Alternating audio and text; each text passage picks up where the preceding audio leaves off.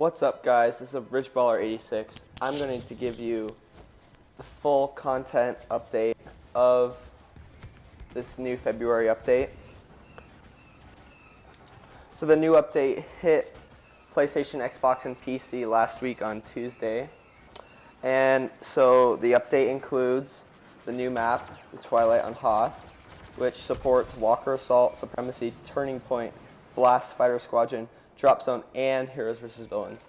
So this basically not only carries the big games, but it does have areas for the little games. They added Turning Point to Junglin Waste, Forest of Endor, Outpost Beta, and Soro Sub Centroplex. That is great. I really wanted Turning Point on those maps. They also added a film grain setting slider in the video menu. I was looking this up, and it seems like you can turn the game to look like it is actually in the 80s or 70s. Make it look not as clear, maybe make it look more canon to the real game. I haven't checked that out personally. So weapon and star card changes are as follows. Primary weapons, damage against air vehicles increased by 10%. That's not that much. So bowcaster, I heard that they did bring back the bowcaster and homing shot a little bit. So bowcaster, explosion damage increased from 10 to 15 per projectile, and explosion radius decreased from 3 to 2.5 meters. That is not that big of a change. I personally don't think that it will be any better than it was. A full charge direct hit from 20 to 40 per projectile, and a normal direct hit increased from 20 to 30 per projectile. That means if you actually hit someone, the hit points damage will be even increased. So the barrage was buffed. Damage increased from 50 to 55. So that means that it's going to be a little bit more powerful. I haven't been very fond of the barrage, so I don't think that's a big change. The cooldown was reduced from 30 to 35 seconds normal, and from 35 to 30 seconds upgraded. That means it's easier to just reload, repower it up. So barrage, first volley of grenades no longer disappears if the user uses the refresh power-up and then fires a second volley. That's a big change right there, because I have experienced that. The grenades can disappear sometimes.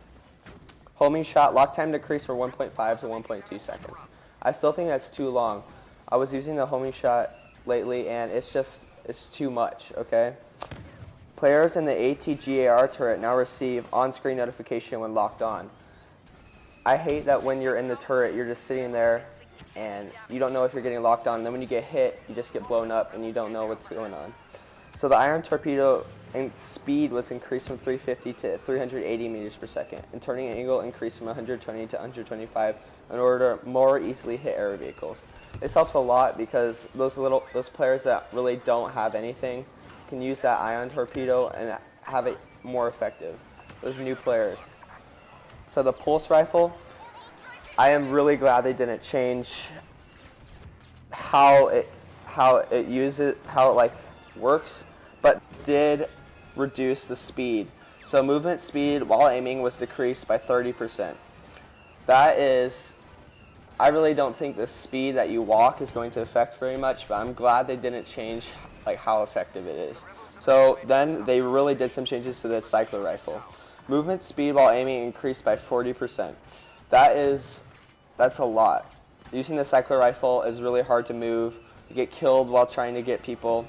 I don't use it because it seems like the bullet speed is really slow. So this is what they did. They changed the bullet speed from 300 to 400 meters per second. That's almost like a gun. It used to be like a slow slug, but now it's coming out really quickly. It has some pop on that. So the orbital strike fixed bugs where it sometimes would not trigger on button press. That is helpful. I have experienced this so many times. I'm in a quick situation. I need to get that orbital strike out, but then it doesn't trigger because for some reason a little glitch. So they changed that. Okay, so multiplayer game mode changes. General pre-round timer lowered from 30 seconds to 20 seconds. Okay. That's a little helpful. I really don't care about the pre-round timer. Walker Assault fixed power-up spawns on Soro Sub Centroplex. That's helpful because on Soro Sub I can barely find any. I have to run around, and you should get killed doing so. Walker Assault, AT-AT health increased by 18% on Outpost Beta, 8% on Jundland Waste, 20% on Forest of Endor, 4% on Soro Sub Centroplex, and 5% on Graveyard of Giants. Obviously, DICE has realized that these players are destroying the AT-ATs really quickly. Like, they don't have enough health, so they just get boosted the health a lot on Outpost Beta. 18% on Outpost Beta, that's like a lot of health. I think the reason they put so much health on the Outpost Beta is because they have so many turrets and it's so open, people can shoot at them. But like Endor, they bumped that up 20% on Endor because, I mean, there's only one. Walker Assault spawning as an Imperial hero after the AT-ATs just passed the second set of uplinks no longer despawns one of the AT-ATs. Thank you, DICE. I have actually played on a glitched map where the AT-AT has fallen and the AT-AT actually runs into the other one and can't move anymore. That is extremely helpful. I mean, so the second AT-AT no longer bumps into the wreckage of the other on Soro Sub Centroplex when the first AT-AT is destroyed during the first uplink.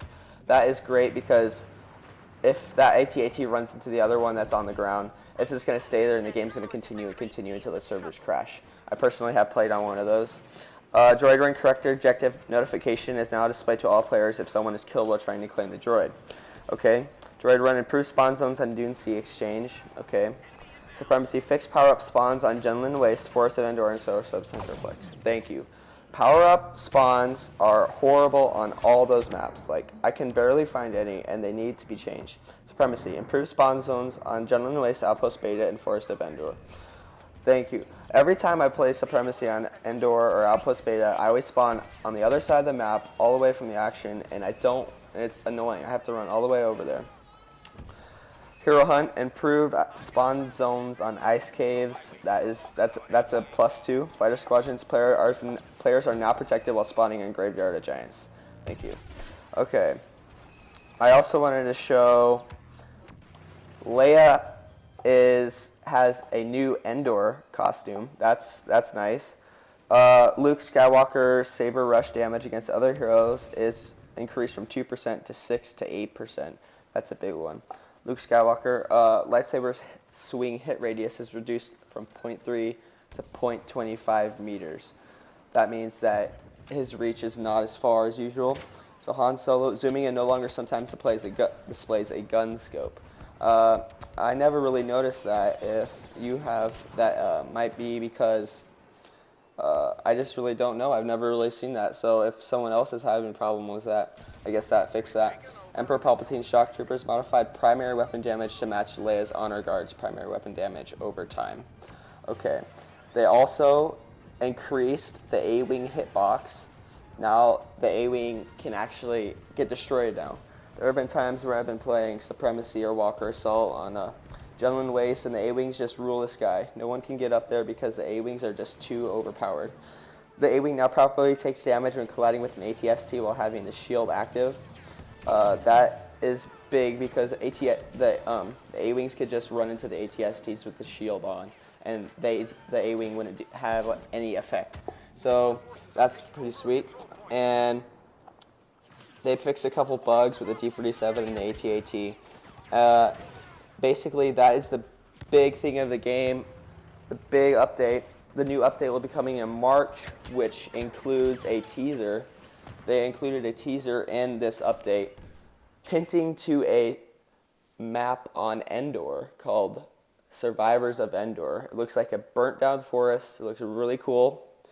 They released the first release photo of the Endor DLC expansion pack, and it looks really cool. You guys might want to check it out. It looks really cool. So that is basically all that I sum up with this update. And we are just going to knock out level 50, get that Shadow Trooper. I've not reached it yet. We're going to hope a double XP weekend comes up soon. See you guys later, and